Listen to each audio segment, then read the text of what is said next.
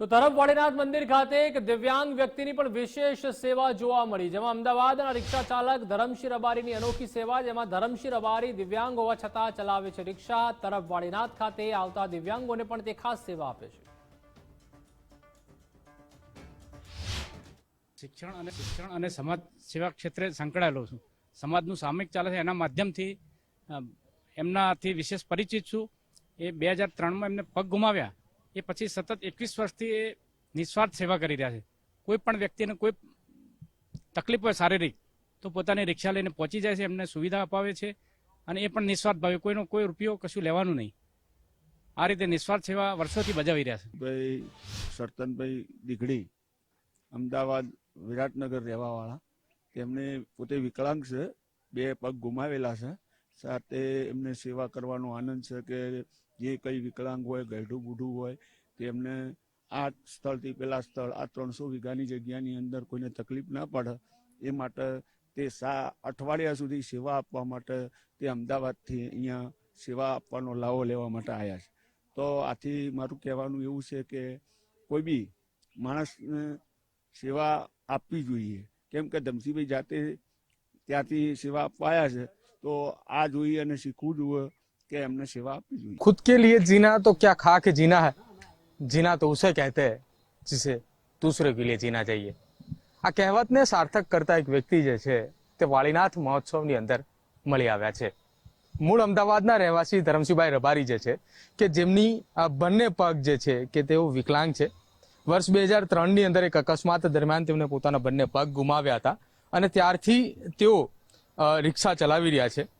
જ્યારથી તેઓ રિક્ષા ચલાવી રહ્યા છે ત્યારથી એક માનવ સેવા, એ જ પ્રભુ સેવાને સાર્થક કરતી કહેવતની પ્રમાણે તેઓ સેવા આપી રહ્યા છે. અમદાવાદની અંદર કોઈ પણ વ્યક્તિ હોય કે જેમને અંગ ગુમાવેલો હોય અને તેમને જો કોઈ પણ પ્રકારના હાથ અથવા પગ બનાવટી જો જોતા હોય તો તે ફ્રીમાં પણ બનાવી આપે છે. ધરમસિંહભાઈ આજે વાળીનાથ મહોત્સવની અંદર જોવા મળ્યા. જોઈને નવાઈ લાગી કે ધરમસિંહભાઈ પોતે જ રિક્ષા ચલાવતા હતા. આજે રિક્ષા ચલાવતા ધરમસિંહભાઈ સાથે જ આપણે વાત કરવી છે કે શું કંઈ કહી રહ્યા છે. ધરમસિંહભાઈ, વાળીનાથ મહોત્સવ ચાલી રહ્યો છે. આ 7 દિવસના મહોત્સવની અંદર રોજ લાખોની સંખ્યામાં લોકો આવવાના છે. આપ પણ અહીંયા આવ્યા છો અને અમદાવાદથી રિક્ષા લઈને અહીંયા આવ્યા છો. કયા હેતુથી અહીંયા રિક્ષા લઈને આવ્યા છો અને શું કહેવા માંગો છો? હું પહેલાં તો બધા જે પણ મારા જે આ ધર્મપ્રેમી મિત્રો છે, વાળીનાથ મંદિરના ધર્મ માનતા હોય કે સનાતન ધર્મના દરેક સમાજની લોકોને મારી વિનંતી છે કે આજે આ મોટો વાળીનાથ પ્રસંગ જે 16 તારીખથી 22 તારીખ જે શિવ પૂજાનું મંદિરનું ઉદ્ઘાટન થવાનું છે મોદી સાહેબના, ભારતના વડાપ્રધાનના હાથે, તો એની અંદર બધાએ સેવામાં આવવું જોઈએ.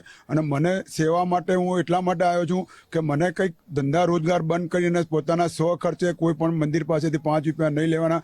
અને કોઈ હેન્ડીકેપ હોય, કોઈ બ્લાઇન્ડ હોય, કોઈ પોલિયોગ્રસ્ત હોય, કોઈ ઉંમરલાયકના હિસાબે પગના જોઈન્ટોની તકલીફ હોય, એવા આ બહુ વિસ્તાર મોટો લાંબો છે. બધી જ્યાં જ્યાં જવાનું, પ્રસાદી લેવાનું, ધર્મસભાનું, મંદિરના દર્શન કરવાનું, બસ સ્ટેન્ડ બહાર છે, રોડ ઉપર, તો એ બધા જેટલા બી જે તકલીફોવાળા માણસો હોય એમને મને મૂકવા જવાનું, લાવવા લઈ જવાનું. અને મને એટલો આનંદ થાય છે એ લોકોને હું જ્યારે ઊભા રાખીને સામેથી પૂછીને બેહારું છું ને તો મને એમ લાગે છે કે એમના આશીર્વાદ એટલા બધા મને આપે છે કે હું તો આશીર્વાદ લેવા માગતો પણ નથી, પણ એ લોકો સામેથી કે તમારું ભગવાન સારું કરશે વાળીનાથ, કે તમે અમને મળી ગયા, અમે આટલું ચાલો જ કેવી રીતે.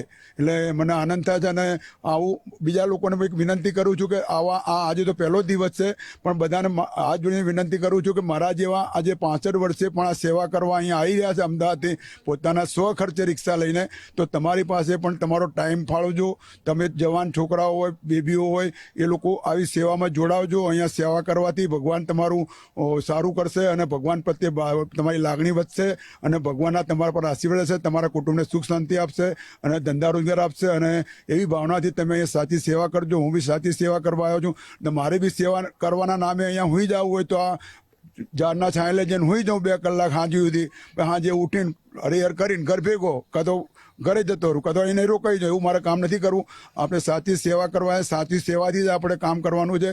ટાઈમ પાસ નથી કરવાનું. ભલે મારા ઘરનું પોતાનું 7 દિવસમાં 2000 રૂપિયાનો ગેસ બળી જશે ને તો પણ હું પૈસા લઈને આવ્યો છું ઘરેથી. 2000નો ગેસ બળશે કે 5000નો બળશે ને સેવામાં અમદાવાદમાંથી અહીંયા ફરવામાં, તો પણ હું બાળવા માટે તૈયાર છું.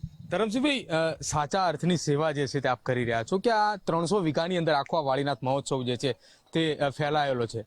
આ પ્રેરણા ક્યાંથી મળી સેવાની? કેમ કે લોકો જ્યારે ભક્તિનું નામ હોય ત્યારે એ વિકલાંગ હોય કે બીમાર હોય, ભગવાનની યાદ આવે એટલે ભગવાનના દર્શન કરવા આવતા હોય છે, અને એ સમયે તમે તેમને સેવા આપી રહ્યા છો. શું કહેશો એને લઈને? પણ હું જ્યારે અમારા અમદાવાદમાં જ્યારે શિવરથ નીકળ્યો હતો ત્યારે અમારા એરિયામાં પૂર્વની અંદર જ્યારે આખો શિવરથ નીકળ્યો રૂટ પ્રમાણે, તો હું મારી શિવરથની અંદર હું બી મારી રિક્ષા રેલીમાં કાઢી હતી, અને જયરામગીરી બાપુને એ વખતે જ મેં કહ્યું હતું કે બાપુ મારી રેલીમાં મારે રિક્ષા લઈને આવવાનું છે, નિષ્ભાવ સેવા કરવાની છે. પછી મંદિરમાં બી મહિના 2 મહિના પહેલાં બી આવ્યા ત્યારે પણ મેં કીધું બાપુ મારે રિક્ષા સેવામાં મફતમાં સેવા કરવી છે.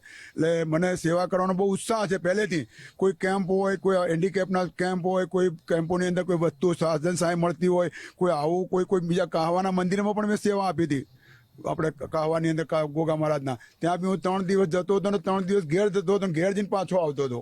અહીંયા તો મારી બાજુમાં સંબંધીનું ઘર છે ખંડોસણમાં, ત્યાં રોકાઈ ગયો છું મારા વેવાઈના ઘરે. ત્યાં રહેવાનું સગવડ છે. હરિહર પ્રસાદી તો મંદિરે જ લેવાનું 2 ટાઈમ, અને સેવા કરવાનો મને આનંદ થયો. એટલે મને બહુ ઘણું હજુ બી 6-7 દિવસ સેવા કરવાનો છું.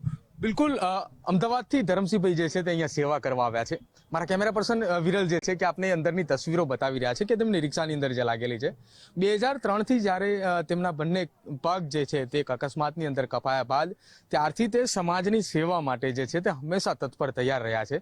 આ એ ઉદાહરણ અને એ દાખલા રૂપ આપને ચિત્ર જે છે તે આપણે જોયા હતા કે અમદાવાદ અને અમદાવાદના આસપાસના વિસ્તારની અંદર જે કોઈ પણ લોકો જે છે તે અકસ્માતની અંદર પોતાના હાથ અથવા પગ જે છે કે જેમને ગુમાવ્યા છે, એ તમામ લોકો માટે તે બનાવટી પગ જે છે તે પણ અને હાથ પણ તે બનાવી આપે છે, અને નિસ્વાર્થ ભાવે તે અમદાવાદની અંદર અને અમદાવાદના આસપાસના વિસ્તારની અંદર જે છે તે લોકોની સેવા કરતા હોય છે. અત્યારે હાલ અહીંથી આપણે કહી શકાય કે ધરમસિંહભાઈ જે છે તે હવે અહીંથી રિક્ષા લઈને જઈ રહ્યા છે, ને કે અન્ય કોઈ લોકો જે બહાર જે હોય કે જેમની સેવા જે છે કે જે હાલ અહીંયા ચાલીને આવતા હોય અને ચાલીને જતા હોય, તેમની સેવા માટે હાલ અહીંથી તેઓ જઈ રહ્યા છે. અને આ સેવા જે છે તે પૂરી પાડવા માટે તેઓ અમદાવાદથી અહીંયા આવ્યા છે. સતત 7 દિવસ સુધી આ વાળીનાથ મહોત્સવના 300 વીઘાની આ વાળીનાથ નગરીની અંદર તેઓ પોતાની રિક્ષા ચલાવશે, અને જે કોઈ પણ લોકો જે વિકલાંગ છે કે જેને પગે ચાલવાની બીમારી છે, કે જે વડીલો જે છે તેમને આ રિક્ષાની અંદર બેસાડીને એક જગ્યાએથી બીજી જગ્યાએ લઈ જવા માટેના નિસ્વાર્થ ભાવની સેવા તેઓ પૂરી પાડશે.